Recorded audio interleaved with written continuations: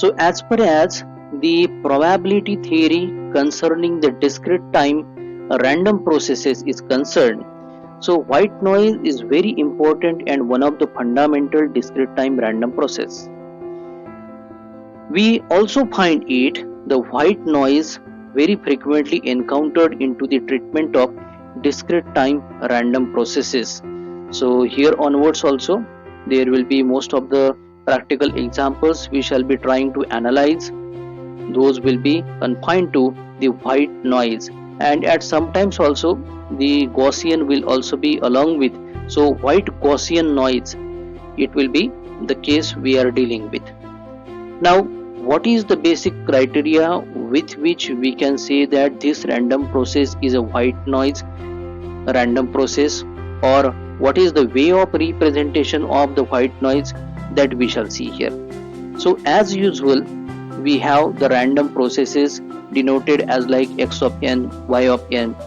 Here let us take the case of a wide sense stationary, what we call the WSS random process denoted as v of n, which may be either a real or complex into nature, can be said to be a white type if the autocovariance function is 0 for all the values of k that are not equal to 0.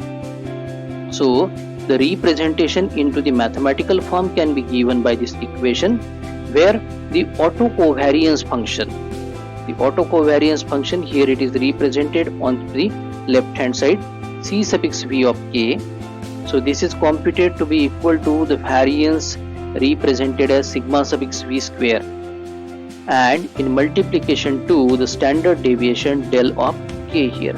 So this can be obtained when the autocovariance function is 0 for all the non-zero values of the k here. So this is what the criteria we are interested in to identify the white noise here. So to look at this particular information of white noise, it is very clear that white noise is simply a sequence of uncorrelated random variables, and each are having the variance value denoted by sigma suffix v square here. Next to that, as we come to know that this white noise is defined only into the form of second order moment, because the autocovariance is a second order statistical characterization with respect to the random process. There is a possibility to have infinite variety into the white noise random processes. So different ways we can have these particular random processes here. The example we can give here, the example will be for a random process that consists of a sequence of uncorrelated real valued Gaussian random variables is white noise process that can be referred to as I have earlier stated, that is white Gaussian noise. The abbreviation here we can make W from white, G from Gaussian, and N from the noise here. So it is a WGN process standing for the white Gaussian noise random process here. Now next to this we can continuation of the topic. Now next to this we can have the illustration of a sample realization, where we have the mean value of the random process to be equal to 0 and the variance value at unity, that it means 1 here, and the random process is nothing but the white Gaussian noise WGN as just now talked about.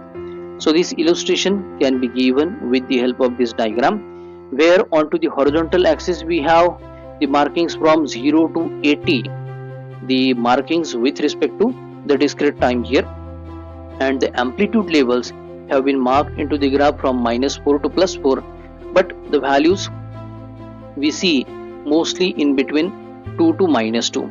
As you can see the particular graph here, it is very clear that the mean value should be a 0 here.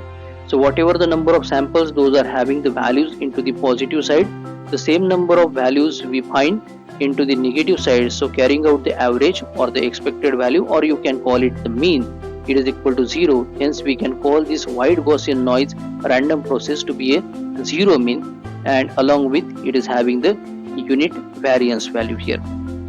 So this is the one example of the random process. Along with, for comparison purpose, we can also show a significant different type of white noise process, that is also called as a Bernoulli process. So that is also illustrated with the help of one graphical representation here, and this consists of a sequence of uncorrelated Bernoulli random variables. So this is the graphical representation. Here again we have the number of samples from 0 to 80 represented here, and the amplitude levels have been represented, either they are having the amplitude levels of +1 or -1 here. Now if we talk about the complex type representation for such a white noise random process, so that time we can have the representations as like, if we have V of n, the white noise random process, to be having the real part represented V1 of n added to j times V2 of n, that is the imaginary part. So that time carrying out the further calculations, here we obtain the expected value of, within the curly brackets, here we have the representations here. So the representation gives the expected value of the mod square here of Vn. So this is equal to the expected value of the square of the mod V1 of n, and it is added to the expected value of square of the mod of V2 of n here.